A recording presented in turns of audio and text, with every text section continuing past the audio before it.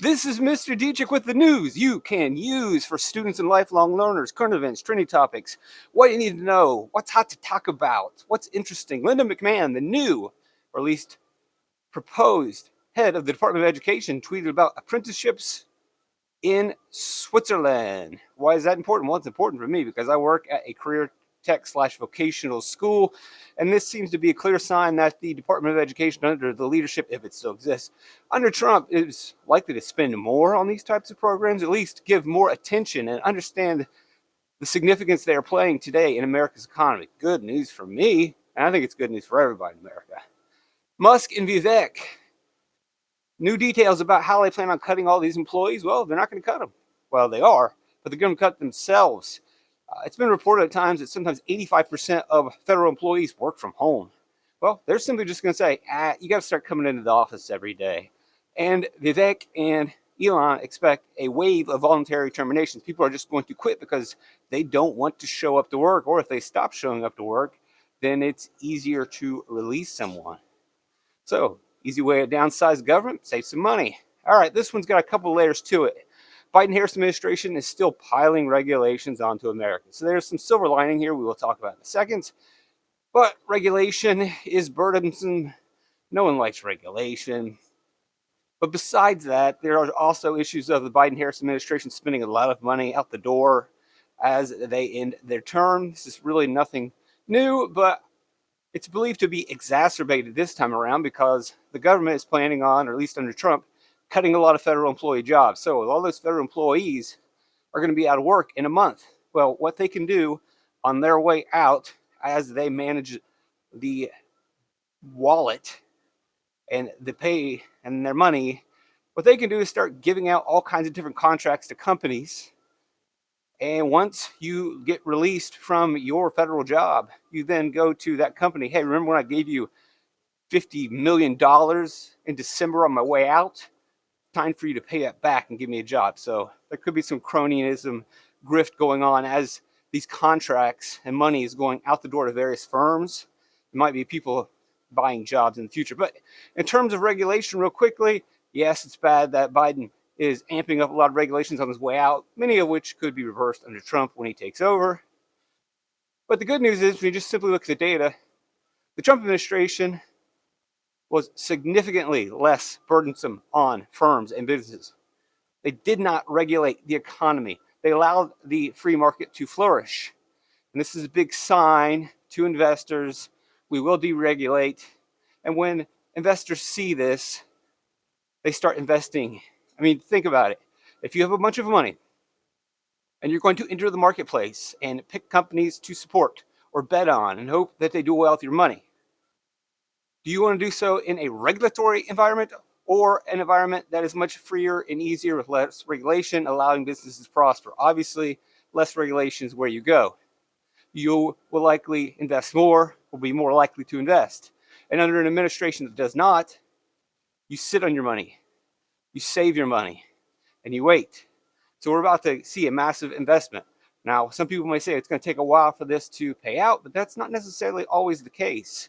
We could start to see immediate turnarounds, price decreases everywhere, just with the initial assumption that deregulation is going to happen. We'll explain that further when we look at the next tweet here. Trump's appointment signal aim to boost U.S. energy investment and production. Again, well, it's going to take us a while for us to get that oil, for us to feel the real result. Not necessarily.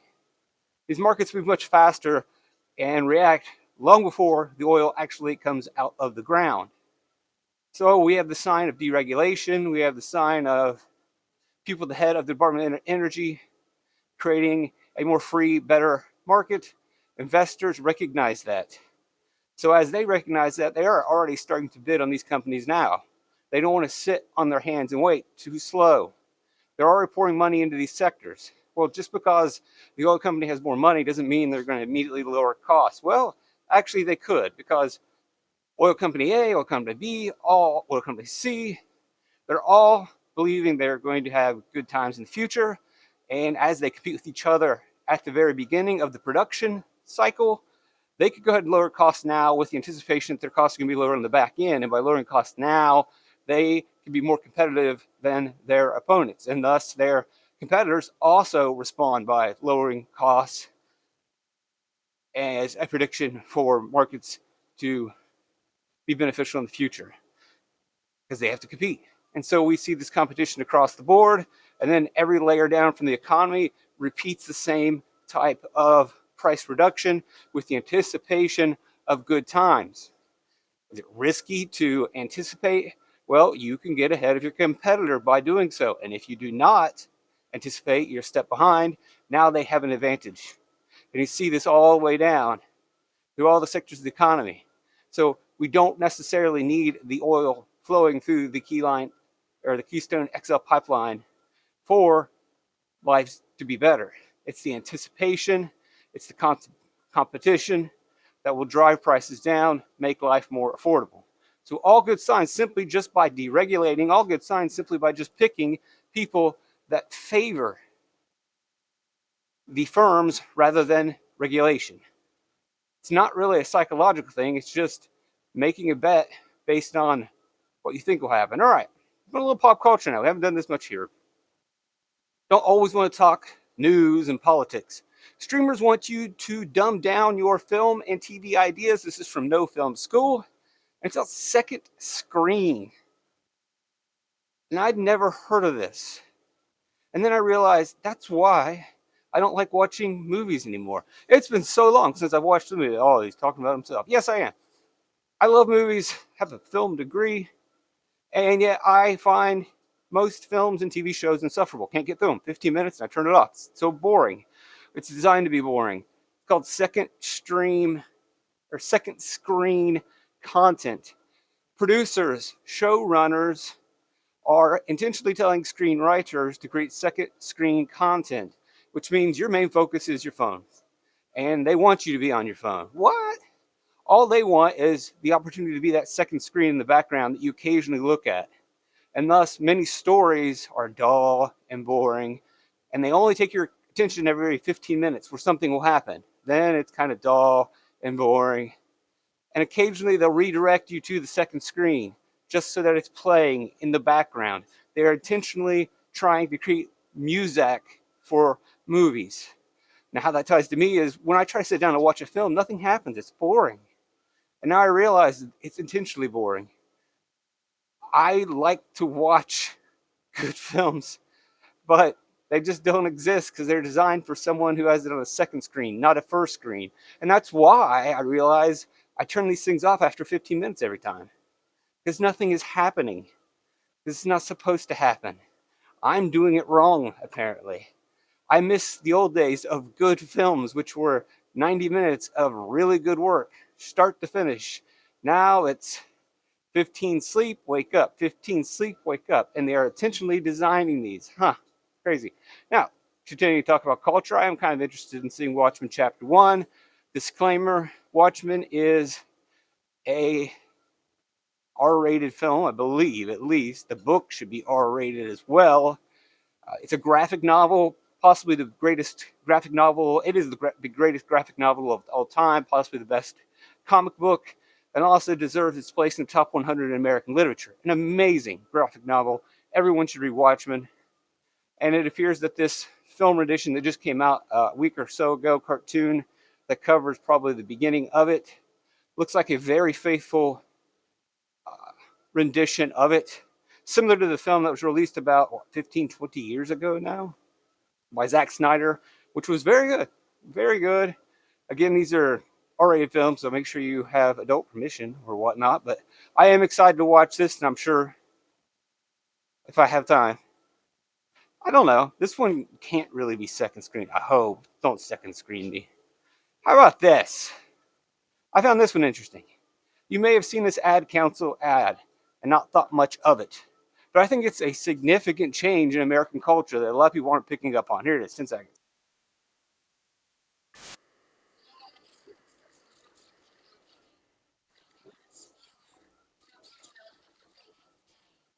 All right, clear message on vaping.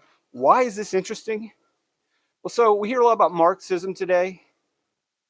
Engels, in the Communist Manifesto, at least the original draft, believed that one of the best ways to institute a policy of Marxism and communism or centrally planned government and economy where everything is designed by the experts. For the experts to take control of the economy, for the experts to take control of our lives, they have to break up the individual household because the ultimate decision-making unit is the father and the mother or the two guardians. That must be split up. They must become more dependent. They need a paternalistic government to control them. Otherwise, in the end, the father and the mother, or however, two guardians, are going to make the decisions. They're not going to be centrally planned. They're going to make decisions that are best for their kids. Okay, that's one of the thorns in the sides of Marxism. That is one of the thorns in the side of communism. That's why you see a lot of policies from the left, from Marxists, from communists, that try to divide and conquer the family. They try to split up the family. They try to denigrate and deteriorate the family unit. The family unit stands in opposition to a centrally planned government. It's the last stand. Churches are one of them as well, that don't want to be controlled and told what to do. That institution is also often in the way of the communist centrally planned economy and government. And thus, here it is, the American government, which often leans left, an American institution, the Ad Council, which often leans left and liberal and communist and Marxist, sending a message that is anti-Marxist. This is an anti-communist message. How so? Well, they're saying don't trust the teacher, or thus don't trust the government. Family does it. I think that this one's getting missed. This is quite an achievement for a reversal on Marxism, on communism, on leftists. This is very conservative. This is very traditional. This very much is in the other direction. Don't go to the government or the central planners. Go to the family unit. Now, it would be perfect if there was a father and a mother in this ad, which then you could say, well, the Marxists knew what they were doing. They did one part to the very end, but ultimately, it's just a single parent household, which we can centrally plan. Anyway, something to think about. All right, Ozempic. We have talked about it before. You've seen it in previous economic videos where we have discussed Ozempic. And probably to the surprise of most people, when we have a miracle drug or a wonder drug, and as I mentioned with my students in our lectures, as they move towards legalizing weight loss drugs after they had been, not that they're illegal, federal funding to weight loss drugs was suspended or banned due to previous disasters with weight loss drugs. Seems like they always have side effects. Fen-phen, killing people. Well, now Ozempic shows not only does it cause severe muscle loss, not good, which we know that muscle gain, bone density are some of the indicators of a longer, healthier life. So, yes, you've lost fat, which is good, but losing that muscle mass is not good once you get above the age of 40, 50, 60 and on.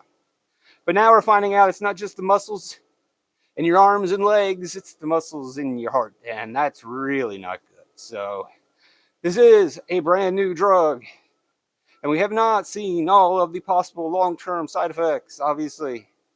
So, bad news. We'll see how it plays out. I would be worried. And then last in our news today, and thanks for joining me. Please like, subscribe, share. Matt Gaetz is out. But he went out quickly. There was no fuss. Pretty simple. Which leads one to believe was this chess moves at 40. It's the way it always is. You know, the Trump supporters will always say, oh, this is 40 chess. He knew what he was doing with Gaetz. While the other side will say, what a stupid pick Gaetz was. He never had a chance. Trump never knows what he's doing. He's losing. It just depends on someone's political perspective. You can dive deeper into things.